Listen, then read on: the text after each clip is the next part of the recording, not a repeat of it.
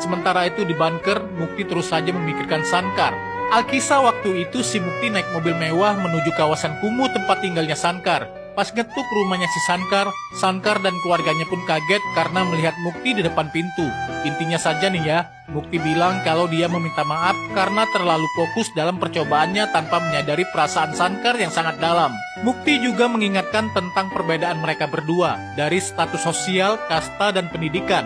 Namun kalau Sankar beneran mencintai si Mukti ingin Sankar bertemu dengan ayahnya dan bilang kalau Sankar itu memang mencintainya. Mendengar itu Sankar pun merasa sangat senang. Dia akan melakukan apapun demi cintanya ke Mukti. Keesokan harinya mereka bertiga pun pergi ke mall.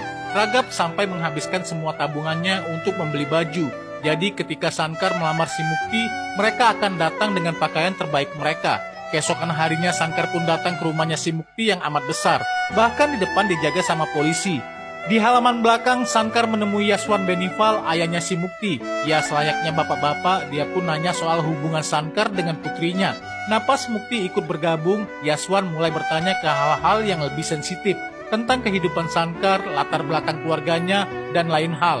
Tapi belum sempat menjawab, Yaswan memotong Sankar itu tidak perlu menjawab, karena Yaswan telah menyelidiki semua tentang Sankar. Seorang anak miskin dari Pranasi, anak dari tukang ketik di pengadilan, bergaji rendah dan latar belakang pendidikan yang rendah. Yaswan meminta si Sankar untuk tahu diri. Dia pun bertanya apakah Sankar melihat papan nama di depan, karena Sankar nggak ngeh. Yaswan pun meminta Sankar untuk keluar dan melihatnya lagi. Pas keluar, Sankar melihat papan nama yang bertuliskan Yaswan Benival, yang intinya Yaswan ini orang penting banget gitu deh.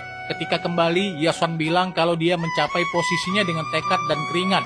Bila Sankar ingin mendekati putrinya, seenggaknya mereka itu harus satu level.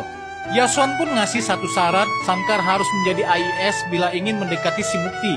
Jalan satu-satunya menjadi AIS yaitu dengan mengikuti ujian UPSC. Sankar harus mengikuti 3 tahapan. Karena levelnya lebih berat dan yang terpilih langsung menjadi anggota AIS, level pegawai negeri paling tinggi di India. Dapat tantangan kayak gitu, Sankar pun setuju. Dia akan lulus ujian itu dan menjadi AIS. Nah pas pergi keluar, Mukti mengejar si Sankar. Mukti bilang dari ratusan ribu pendaftar setiap tahun, hanya 1% yang bisa lulus. Apakah Sankar yakin dengan itu? Mukti pun meminta si Sankar untuk menyerah saja dan melupakan dirinya selamanya. Namun Sankar sudah bertekad. Dia akan membuktikan kalau dia itu bisa. Semua demi cintanya kepada Mukti. Sankar juga berjanji dia tidak akan menemui atau menghubungi si Mukti sebelum dia lulus ujian itu.